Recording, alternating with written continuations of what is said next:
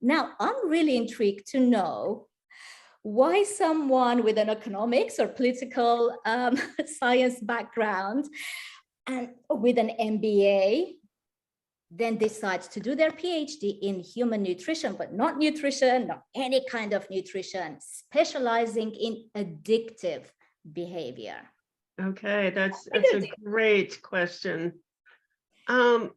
So the connection there is that processed food addiction is the result, I believe, and the evidence supports this, of the tobacco companies bringing their addiction business model to processed foods in the mid-1980s.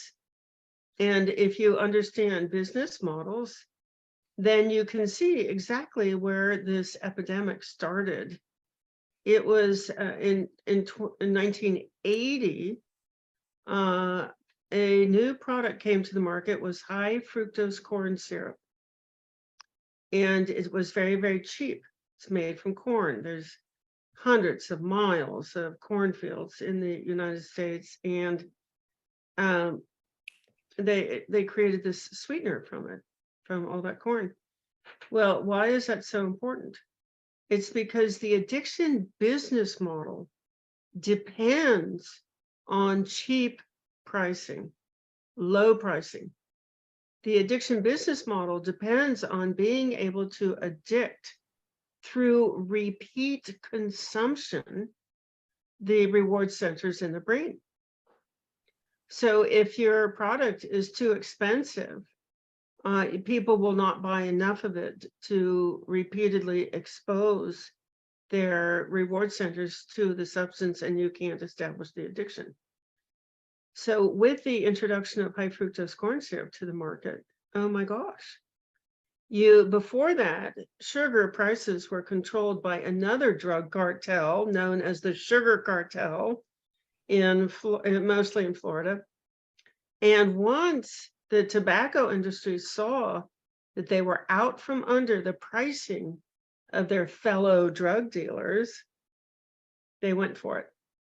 The other thing that happened in the early 1980s is there was a corrupt dietary guidelines process in the United States where a corrupt Harvard nutrition researcher, Hegsted,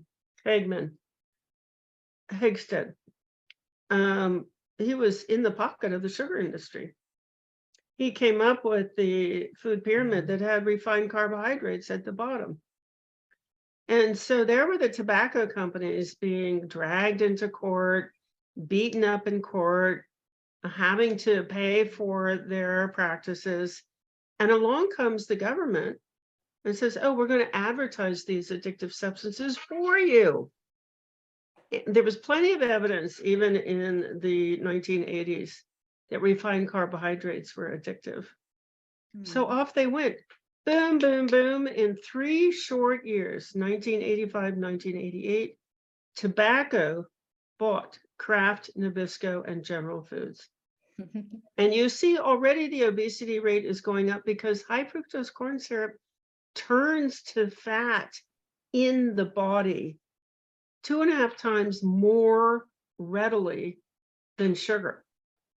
So you see the introduction of high fructose corn syrup, you see the dietary guidelines, and you see the obesity epidemic just starting to rise, and you see tobacco come in right at that point. And the rest is history. Terrible suffering and death from the addiction practices of the tobacco industry as transferred to processed foods.